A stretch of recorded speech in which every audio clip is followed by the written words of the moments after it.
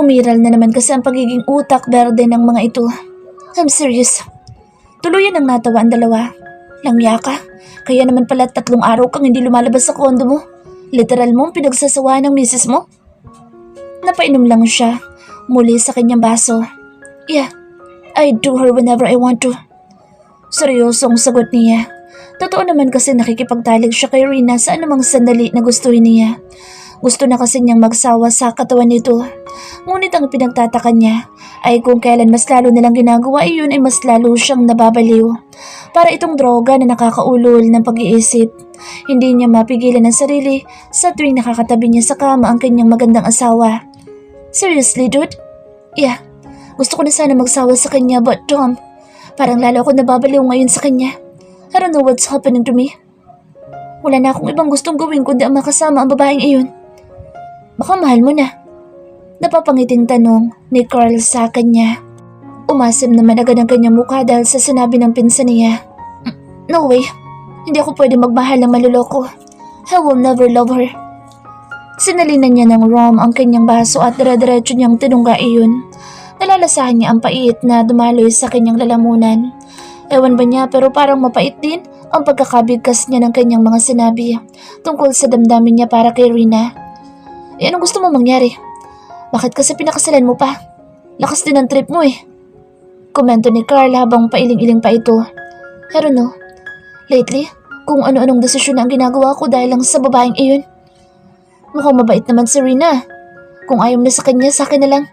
Gusto mong kalimutan kung magpinsan tayo? Putol niya sa sinasabi ni Kyle. Natuwa tuloy ito.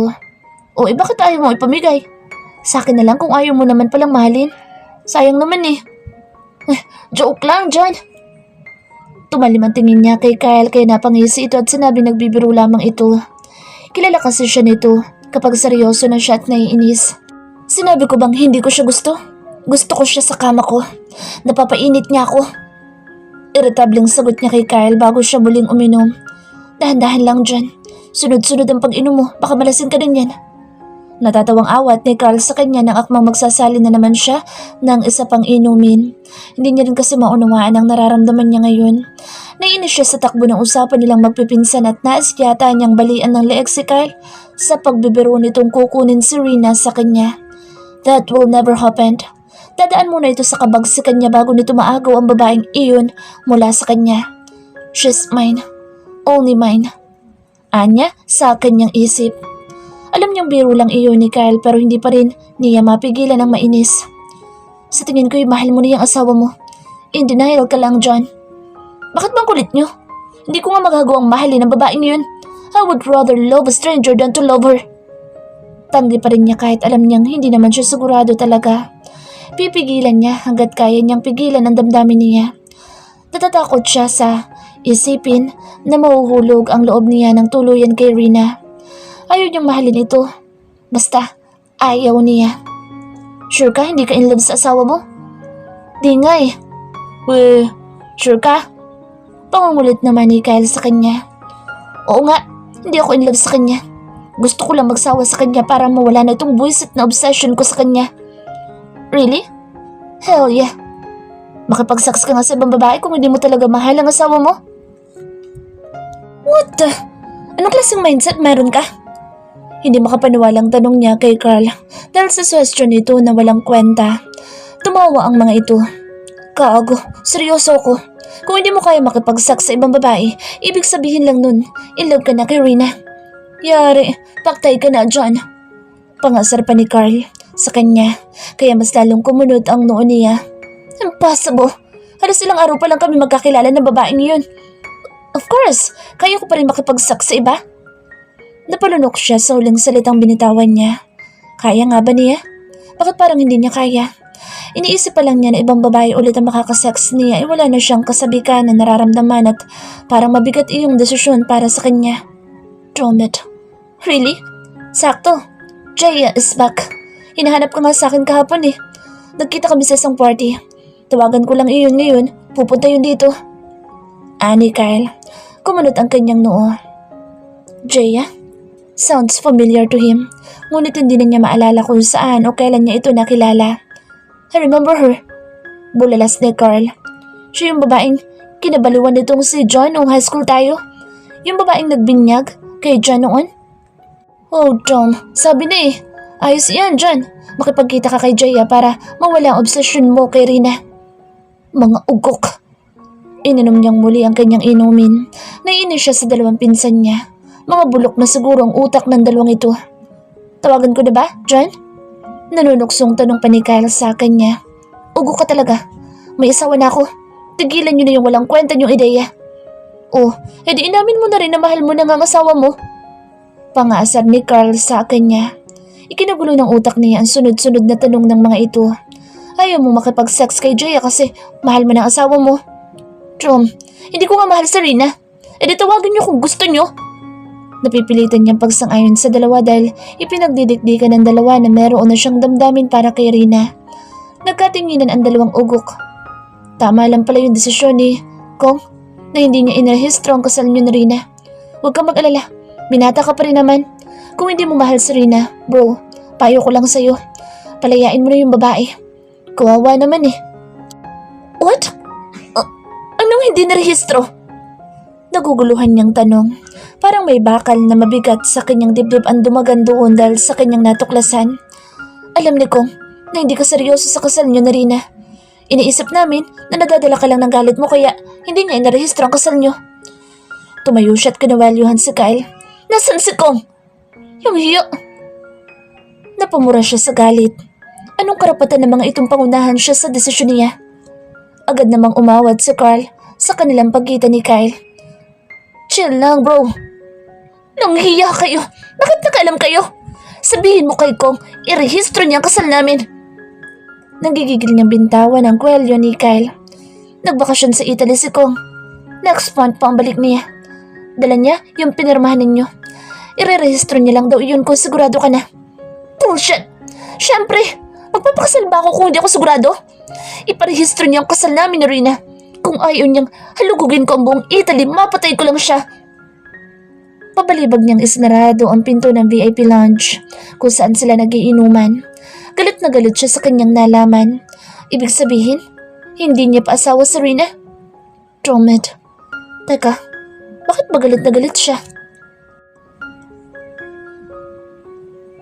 Napanguso si Rina nang hindi niya makita si Aljon sa buong condo unit nito ng umaga nang magising siya. Mukhang pumasok na ito ng opisina. Lumabas siya ng condo unit at nandoon ang dalawang bodyguard na nagbabantay sa kanya. Nakaupo ang mga ito sa tig-isang single sofa na nakalagay mismo sa harap ng condo unit ni Aljon. Mukhang masayang nag-aalmusal mga ito dahil umuusok pa ang kape sa baso ng dalawa. Meron ding iba't ibang sandwich at mga prutas ang mga ito sa maliit na lamesa sa gilid. Good morning mga kuya. Bati niya sa mga ito. Ngumiti ang mga ito sa kanya at binati din siya. Magandang umaga, Ma'am Rina. Halos sabay pang pagbati ng mga ito sa kanya. Si Aljon po. Pumasok na po ba siya sa opisina niya? Nagkatinginan muna saglit ang dalawa bago sinagot ang kanyang katanungan. 3 araw na kasi hindi pumapasok si Aljon sa opisina nito kaya nagtataka siya kung nasaan ito ngayon. Oho ma'am, kanina ho pa hong 7:00 ng umaga umalis si Boss John. Ganun ho ba? Sige po, salamat mga kuya. Dahan-dahan niyang muli sinarado ang pintuan ng kondo ni Aljon. Napabuntong hininga siya. Minabuti na lang niyang maligo ng maaga upang makapagluto ng kakainin niya ngayong tanghalian. Bigla niya tuloy na miss ang kanyang asawa. Kahit ubod ng kasungitan nito at palagi nakasimangot, madalas naman itong maglambing sa kanya. Nandyan ang pagyakap nito sa kanyang likuran sa tuwing nagluluto siya ng kakainin nila sa loob ng 3 araw. Hindi kasi sila lumalabas ng condo unit nito. Mabuti na lang at maraming grocery stocks ang condo unit nito kaya nakakapagluto naman siya o di kaya nag-order na lang sila ng kanilang kakainin. Dahil sobrang pagod na siya sa pakikipagtalik ay hindi na niya kinakayang magluto pa. Akmang papasok pa lang siya sa loob ng banyo nang marinig niya ang pagtunog ng doorbell. May bisita siya? Sino naman kaya yun? Agad siyang naglakad patungo sa may pintuan upang pagbuksan kung sino man ang taong nandoon.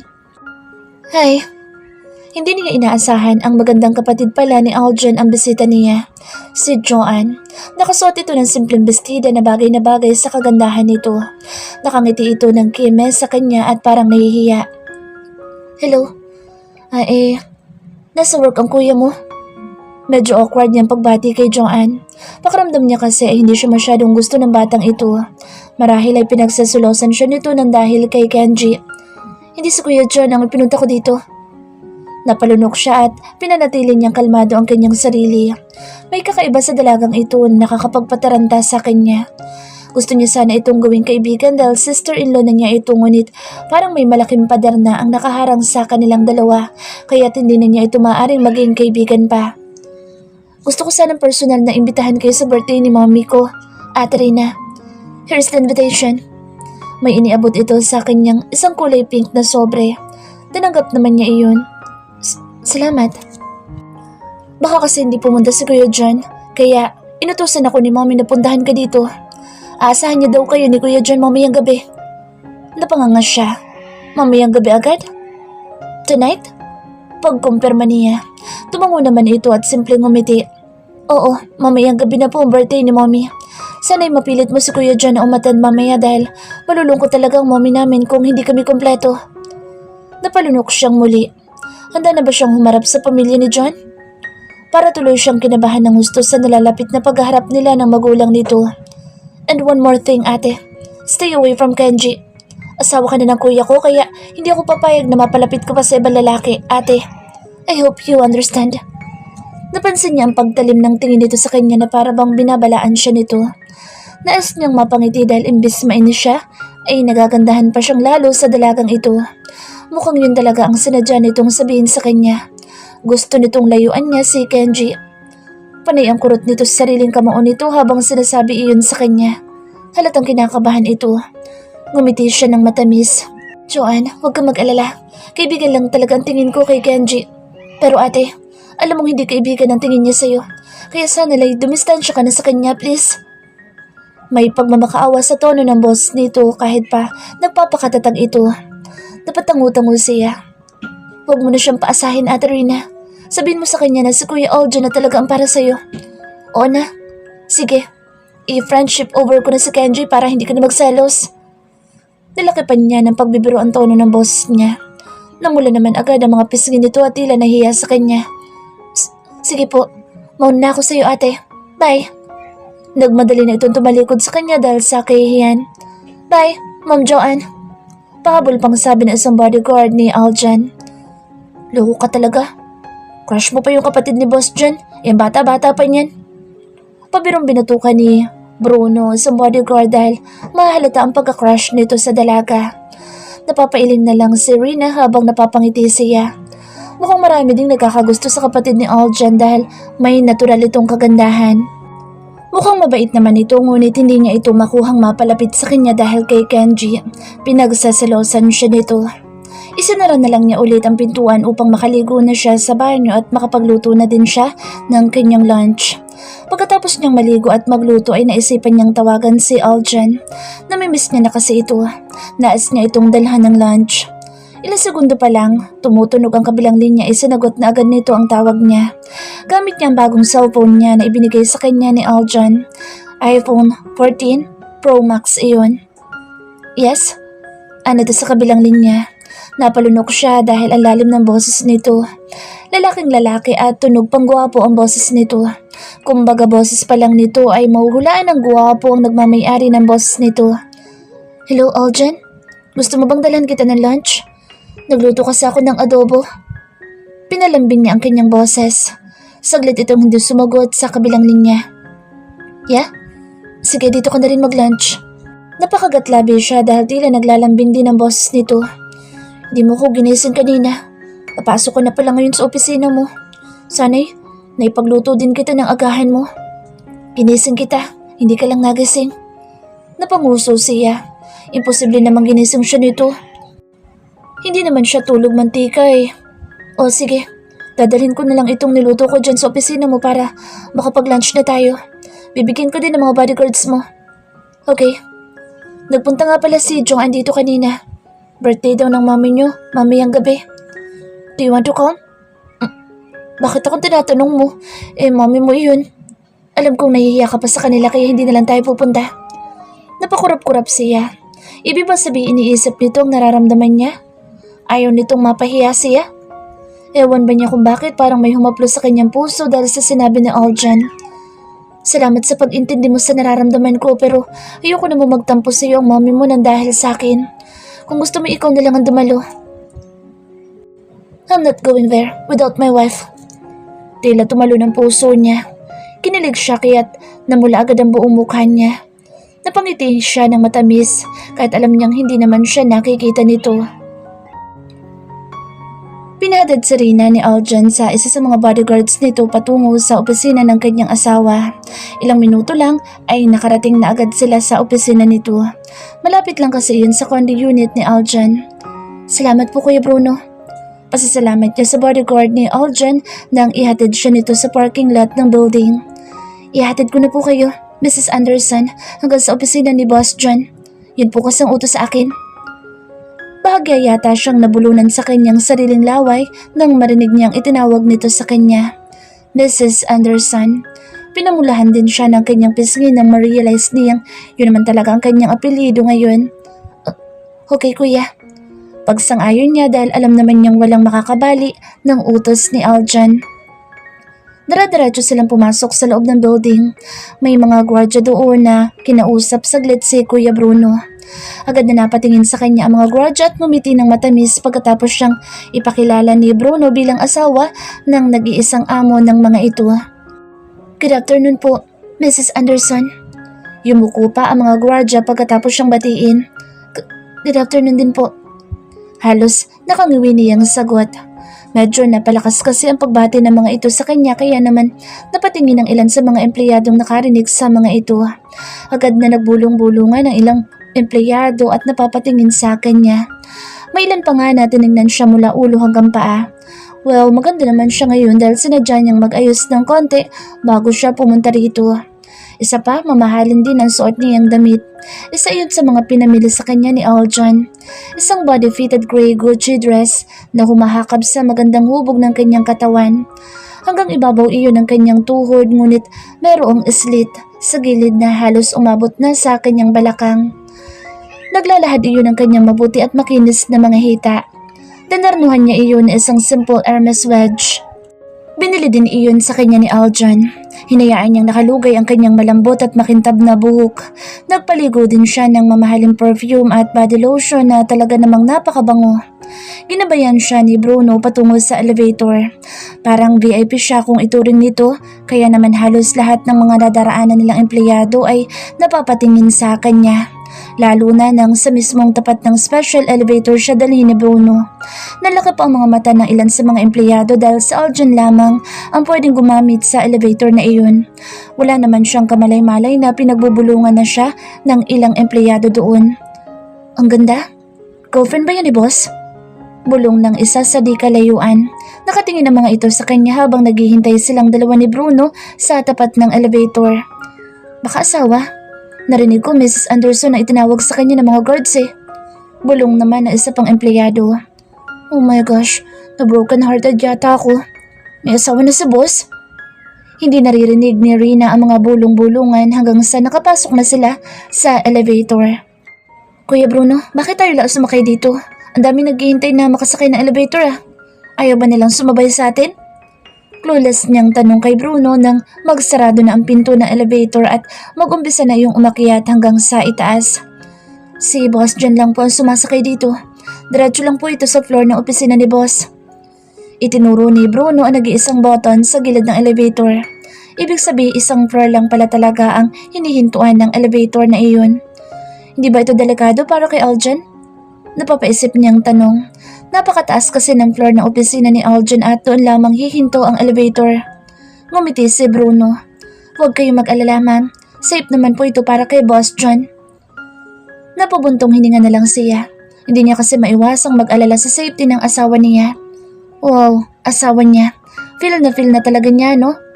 Napapangiti tuloy siya nang ma-realize niyang nagsisink ina sa kanya ang pagiging Mrs. Anderson niya.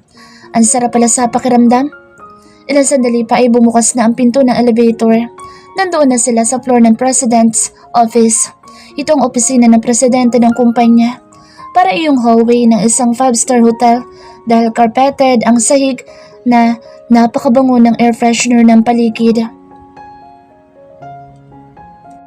Ginabayan siya ni Bruno hanggang sa malaking pintuan. Yun na siguro ang opisina ni Aljan. Inayos niya ang kanyang buhok at ang lunchbox bag na bitbit niya.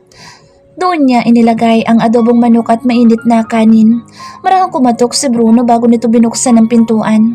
Hinanda naman niya ang kanyang matamis na ngiti upang ipangsalubong kay Aljan. Ngunit nawala unti-unti ang ngiti niya nang makitang hindi ito nag-iisa sa kwarto nito. May isang napakagandang babae ang nandoon.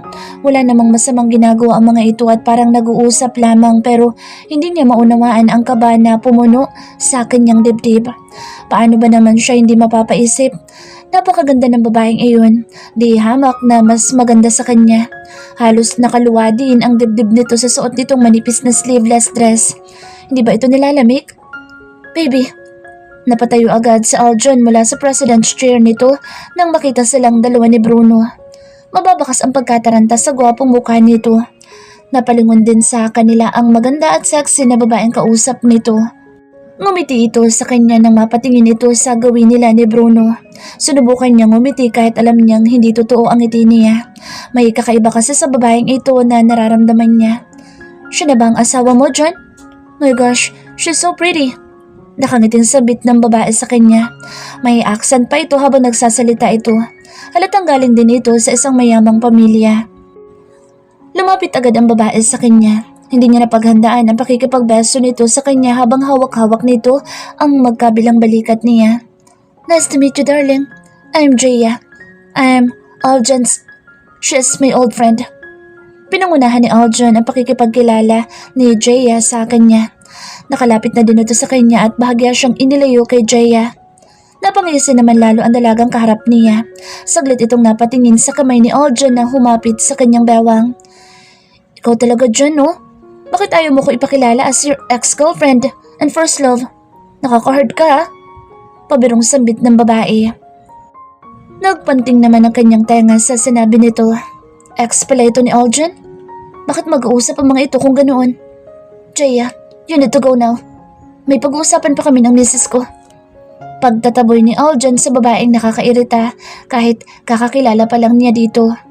Oh sure, alis na talaga ako. Nandito na ang legal wife mo eh. Hinaluan pa nito ng Malaysia ang pagtawa nito.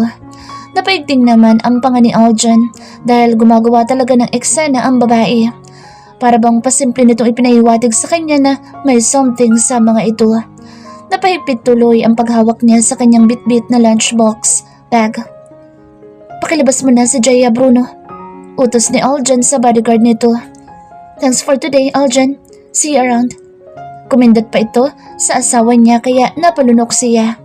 Kahit sino sigurong lalaki ay magkakagusto sa babaeng ito.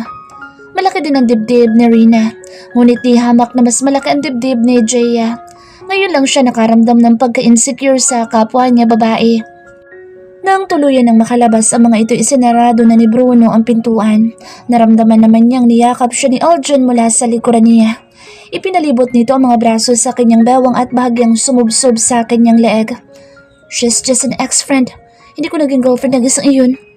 Hindi siya kumibo kaya mas sumigpit ang pagyakap nito sa kanya. First love mo daw siya? Ano ginagawa niya rito? She's not. Siya lang ang first sex ko pero hindi ko siya sineryoso. Parang may pumiga sa kanyang puso. First sex? Hindi ba't mas malala pa iyon sa first love? Iniisip pa lang niya na itong unang babaeng natikman ni Aljan ay nag-aalburuto na ang kalooban niya. Ano namang ginagawa niya dito? She's just visiting me. Kauwi lang daw niya galing Italy. Anyway, let's not talk about her. She's nothing to me. Pinaharap siya ni Aljan. Extra malambing ito sa kanya palibhasa. Ramdam nitong iba ang mood niya. Anong niluto mo? Malambing nitong tanong sa kanya upang baguhin ang topic at mood ng paligid. Adobo. Maiksing sagot niya. Hindi pa rin kasi niya maiwasang makaramdam ng selos at pangamba. Kinuha ni Aljan ang lunchbox, bag na bitbit niya. Dinala nito iyon sa lamesa habang hila siya nito sa kanyang isang kamay. Mamaya na tayo kumain. Ikaw na muna ang tanghalian ko. Pilyo itong ngumiti sa kanya pero hindi siya ngumiti kaya nawala agad ang ngiti nito. Magpapahatid na lang ako sa kondo kay Kuya Bruno. Sumama kasi ang pakiramdam ko. Matabang niyang sabi kaya napalunok ito. Hinawakan agad nito ang dalawang kamay niya at malambing siyang sinuyo. Hey, sorry na. Hindi ko naman alam na pupunta ang babaeng yun dito eh. Kung alam mo lang, pinagtatabuyan ko na ngayon kanina pa. Hindi pa rin nagbabago ang mood niya. Nagsaselos pa din siya at nababahala.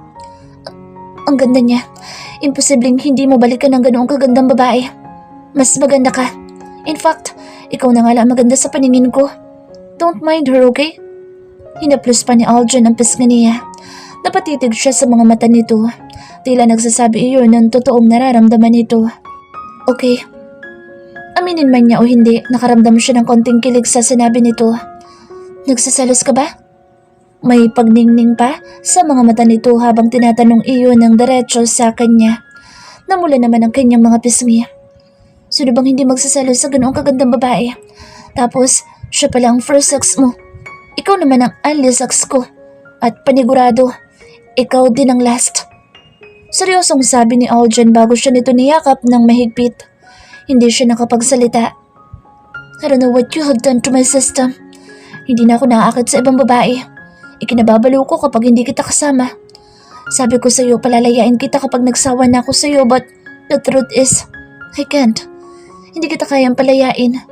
Lalo lang ako nababaliw sa'yo habang tumatagal tayo. So please, stay with me forever. Dumagundong ang dibdib niya dahil sa mga ibinulong sa kanya ni Aljan. Mga salitang hindi niya inaasahan na sasabihin nito sa kanya sa mga sandaling iyon. Lalo pang humigpit ang pagkakayakap nito sa kanya. Pagkatapos ay hinarap siya nito at pinakatitigan ang kanyang muka.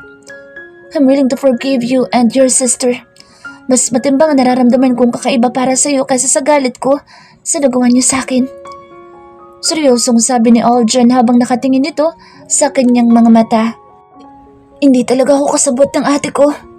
Ngumiti ito nang may pang-unawa sa kanya. Shh. Okay baby, from now on, I'll believe you. Ikaw na lang ang paniniwalaan ko. Doon pa lang siya unti-unting napangiti. Ibig sabihin pinapatawad mo na ako? Tumango ito habang napapangiti na din. So halikan mo na ako sa lips? Nasasabik niyang tanong. Napangiti ito ng malapad at bahagyang napahalakak. Why? Nagtataka niyang tanong dahil tinawanan siya nito. Ano bang nakakatawa sa sinabi niya? Kasi araw-araw naman kitang hinahalikan sa lips mo kapag natutulog ka. Do you really think na makakaya kong hindi kahalikan sa labi mo? No way, baby.